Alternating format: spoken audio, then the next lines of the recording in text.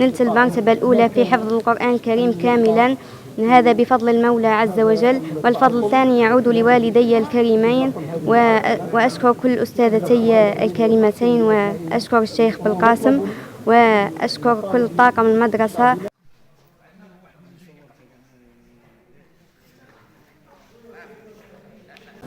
نحن اليوم في الطبعة 16 لمسابقة الفارس القرآن الكريم التي دأبت الرابطة الولائية للفنون الثقافية العلمية التربوية والآفاق بتنظيمها. وتصادف هذه الطبعة 16 يوم 16 مناسبة يوم العلم، إذا تزاوج طيب وتزاوج كريم، لأن القرآن الكريم أول سورة نزلت فيه هي اقرأ، تحث على العلم وتحث على طلب العلم.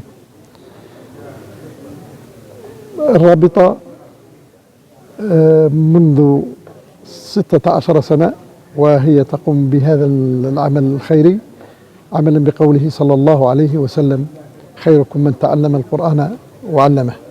حضر هذا الحفل البهيج تشجيعا لأبنائنا وبناتنا الفائزين في الحفظ القرآن الكريم كاملا ونصفه وفي التجويد السلطات المحلية على رأسهم السيد الأمين العام الولاية، رئيس المجلس الشعبي الولائي، وأعضاء البرلمان الحاليين والسابقين، رؤساء المجالس الشعبية الولائية السابقة، رؤساء لجان المجلس الشعبي الولائي، المجتمع المدني، الأسرة الثورية.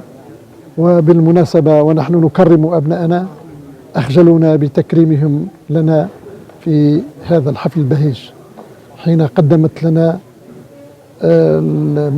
كتلة المجتمع المدني شهادة تقدير، نوهوا فيها بعمل الرابطة ونوهوا فيها بوفائنا وإخلاصنا لأبنائنا. أشكر الرابطة الولائية للفنون الثقافية العلمية التربوية آفاق للطبعة 16 في هذه التنمية العظيمة، ولذلك نشكر كل من ساهم في تحقيق هدفنا في تجويد القرآن وتحصلنا على المرتبة الثانية.